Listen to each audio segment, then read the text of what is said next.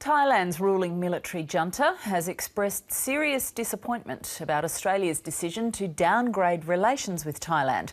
The decision reflects growing concerns about the army's hold on power and also the likelihood that democratic elections are at least a year away. Southeast Asia correspondent Samantha Hawley reports.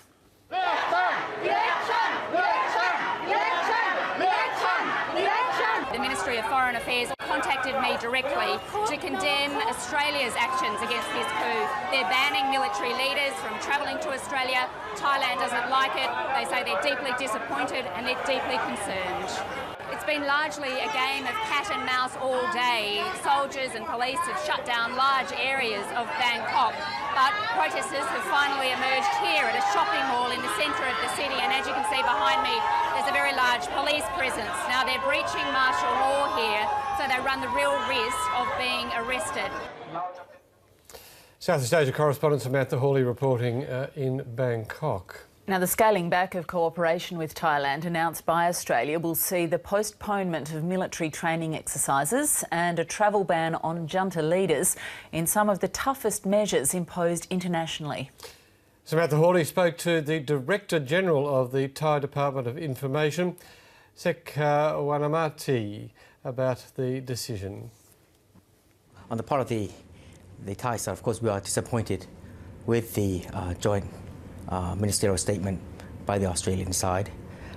We would expect the Australian side to look at the overall long-term cooperation and relations between us over 60 years of diplomatic relations. Over the 60 years, we've expanded our cooperation. It's a multifaceted cooperation covering all areas. New areas include addressing non-traditional security issues, science and diplomacy. But of course, we are disappointed, and we hope that now with the roadmap, as announced by General Prayut, we hope that the Australian side would review their measures, bearing in mind the roadmap that we have just announced. If Australia doesn't remove these measures it's put in place or even goes further, what do you think that would mean for the relationship between the two countries? The downgrading or the lessening of military cooperation we hope would not have any impact on the overall relations. But psychologically, of course, with the downgrading of the military cooperation, there would be those who would be disappointed with Australia's decision. On that point, psychologically, it seems like Australia's actions are being viewed in a more concerning light by Thailand than perhaps even the United States. Yes.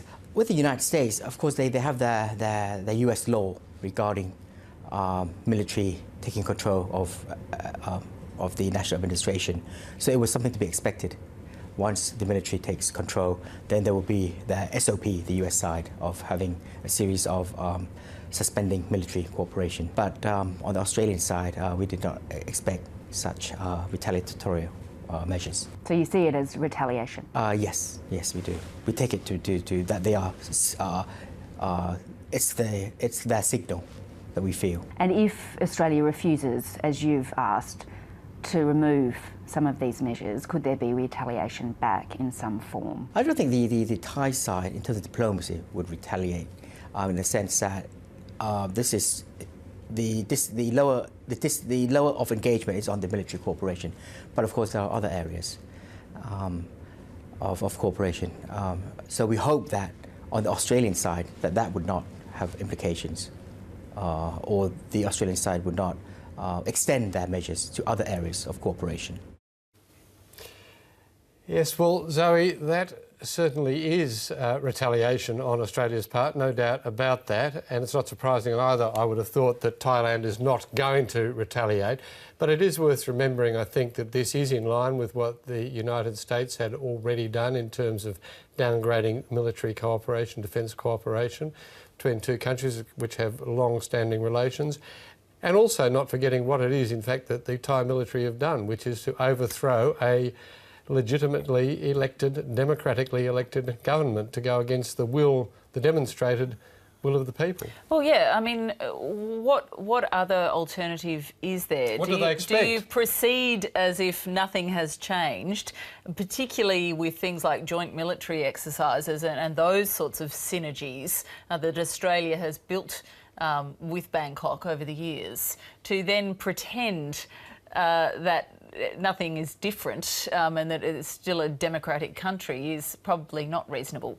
I think that one thing that's interesting about this is the timing, because it's come when the army made fairly clear that it's unlikely that an election will be held not only for a year, for at least a year.